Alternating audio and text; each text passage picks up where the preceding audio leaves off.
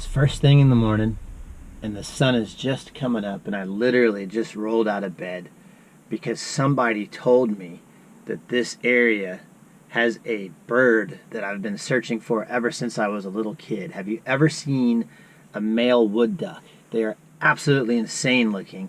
And ever since I saw a picture of one in a birding guide when I was a little kid, I've always wanted to see one and photograph one, but they've always eluded me somehow. So somebody told me that there is a pair along this drainage ditch here. I'm in Vero Beach, Florida. So let's go see if we can find these wood ducks. Here's the drainage ditch, or whatever it is, canal, where they were.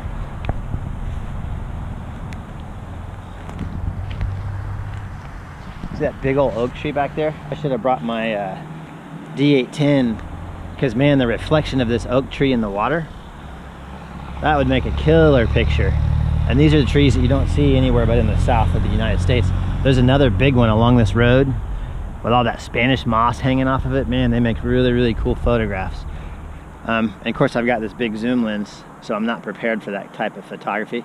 But maybe I can get a cool reflective shot of the tree on the water. No wood ducks yet. Still no wood ducks. They're real skittish, so they probably see me coming and hide. Look at this old oak tree, though. That's a great place. Looks like there should be some owls up there, doesn't it? I bet you they are on here later in the day. I see something. I think maybe it's a vulture. I don't know. I'm going to zoom in and look. So the bird up in that big oak tree was a black vulture, and I got some really good orange light on it because the sun was coming up. But check out the bird's head and then look at that tree branch. Talk about great camouflage. The bird's head looks almost just like the tree branch. Totally cool looking. Ooh, there went a duck. Just flew right over top of me. I couldn't tell what kind it was, but it looked like a mallard maybe. But it's always ominous to see these vultures in these old trees. Check out those oak trees. See what I mean? I gotta come back here early in the morning with my D810. That would make a killer picture. Now I know what I'm doing tomorrow. I don't know if you can tell in this video, but can you see my shadow? Because I've got the sun behind me. My shadow's getting stretched out long way before me, so I'm trying to keep it off of the water, because any kind of birds that are skittish will see my shadow coming and it will spook them. So I just ran into a guy standing over here on the side of this canal, and he said, "What are you taking pictures of?" And I said, "Wood ducks." And he goes, "Oh, they're here every day, every morning, usually right here, but not today." He said, "But there is a pond over here on the other side of this brick wall. You might want to go over there and look, because they might be there." I'm in this old, I guess what was going to be a bunch of houses, and I see a bird that I've always wanted to photograph. Hold on a second. This is the loggerhead shrike, a pretty fascinating little bird. Take a look at that beak. You see how it's got kind of a hook to it? These birds are also known as the butcher bird. These birds will break their prey into smaller pieces and then go around and impale it on sticks, thorns, and barbed wire fences. They do this and decorate their entire territory. I looked around for signs of this strange behavior, but I couldn't find any bugs or lizards or anything impaled on anything in this area. I think this pair was just moving through, so they didn't have a need to do that. You might be wondering to yourself, well, why would they take pieces of insects and decorate their territory with it? There seems to be some debate on this. Some believe that males do it to impress females. Others believe that they do it to show that this area or their territory is currently occupied, so other loggerhead shrikes will stay away. A third theory is one that I find just completely fascinating.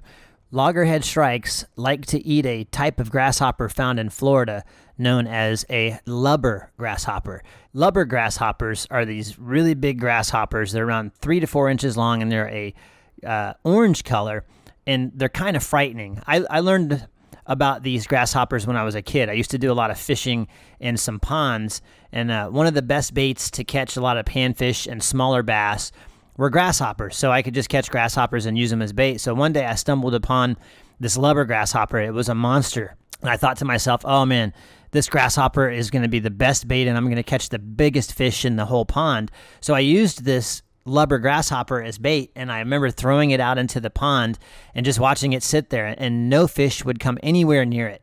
At the time, I didn't know why, but now I do. Lubber grasshoppers are toxic. They ooze like this black tar when they are captured that's toxic to animals. So these loggerhead shrikes will take a lubber grasshopper and they will break it up into pieces and they'll stick it all around their territory on sticks and barbed wire and thorns and let it sit in the sun for a few days. And guess what? After it has been in the sun for a few days, it's no longer toxic. They can then come back and eat it.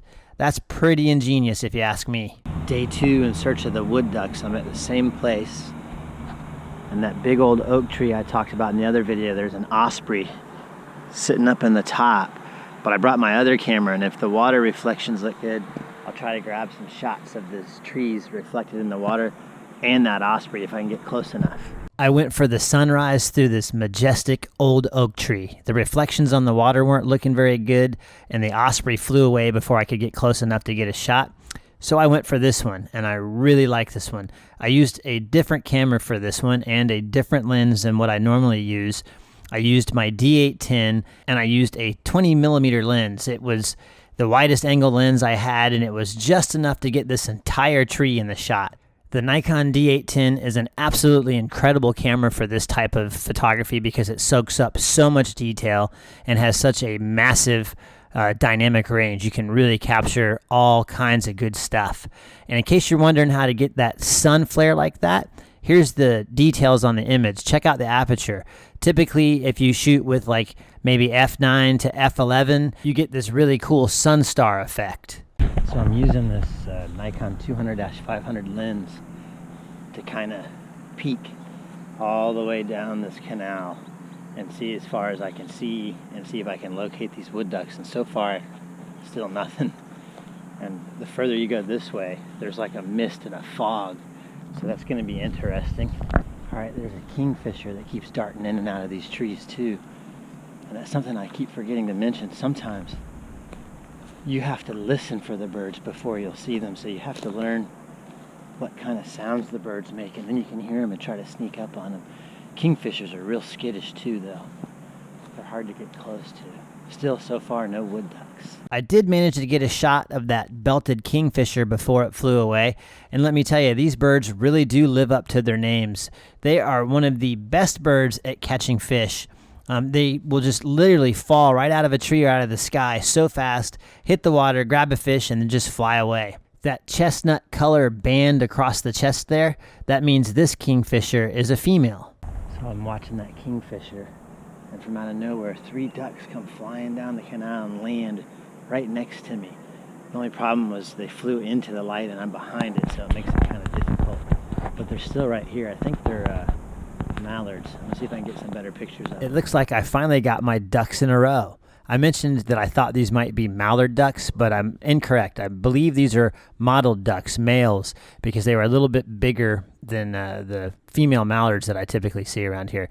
And I really like this picture with the mist. Gives it a lot of character. That mist cleared up really quick, and I was able to get some really nice shots of these ducks in the water, and there was no breeze, so I was able to get some really good reflections.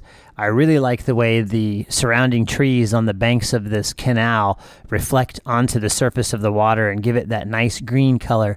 It almost looks like an oil painting.